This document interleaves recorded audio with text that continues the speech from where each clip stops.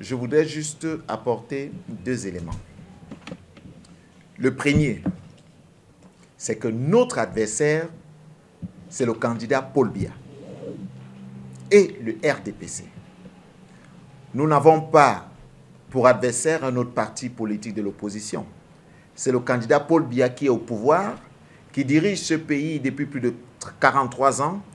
Nous pouvons même dire depuis plus de 60 ans, depuis les années d'indépendance, puisque c'est le même système qui est en place. Notre adversaire, c'est le candidat Paul Biya. Ce n'est pas un parti de l'opposition ou un candidat de l'opposition. La deuxième chose que je voudrais dire, c'est une mise en garde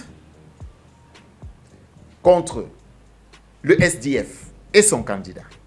La deuxième chose que je voudrais dire, c'est une mise en garde contre le SDF et son candidat. S'ils n'ont pas pour adversaire le RDPC, nous avons pour adversaire le RDPC et Paul Biya. S'ils ont pour adversaire les partis politiques de l'opposition ou encore le PURS et son candidat, qu'ils sachent que nous leur répondrons si nécessité s'impose. Il faudra que ce soit clair. Il y a une plateforme pour la recherche d'un candidat consensuel auquel nous prenons part. Ils ont estimé, eux, qu'ils n'ont pas besoin de s'associer aux autres partis politiques.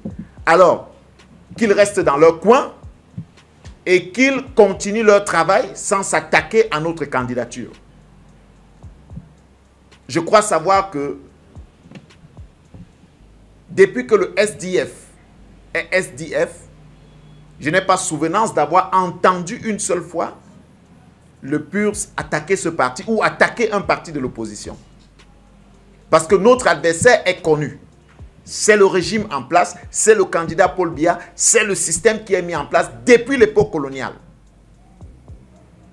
Mais comme ce système, ce régime a des tentacules dans l'opposition et que ces derniers commencent à nous attaquer, qu'ils sachent que nous ne permettrons à aucun parti, je dis bien aucun parti, qu'il soit de l'opposition ou du pouvoir, de nous attaquer et nous ne resterons plus tranquilles.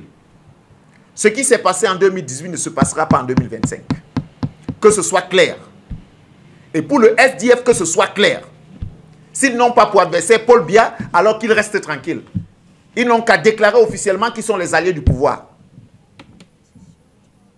C'est quand même grave de constater qu'un parti de l'opposition se lève, s'en va au contentieux pour une histoire aussi ridicule.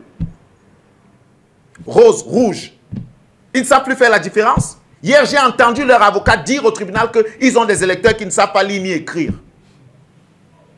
Mais c'est quand même insulter l'intelligence des Camerounais. Rose et rouge, il n'y a pas une différence. Le point levé. Alors il faut peut-être que Nelson Mandela se réveille. Que Patrice Lumumba se réveille. Que Thomas Sankara se réveille. Et là, il faut lancer des mensonges ci et là. Passer même dans des médias, raconter des conneries. C'est une mise en garde. Le candidat Joshua aussi a mon numéro. Il n'a pas pris le soin de m'appeler pour me dire, président, on a un incident, est-ce qu'on peut échanger? Parce qu'en réalité, leur adversaire, ce n'est pas le RDPC. Il faut fragiliser les forces de l'opposition. Il faut fragiliser les candidatures. Mais nous disons, nous n'entrerons pas en guerre avec eux. Nous nous réservons le droit de les attaquer où ce sera nécessaire. Notre adversaire est connu. Il est le régime, il est le candidat Paul Biya, il est le système qui est mis en place depuis l'époque coloniale. Alors, qu'un parti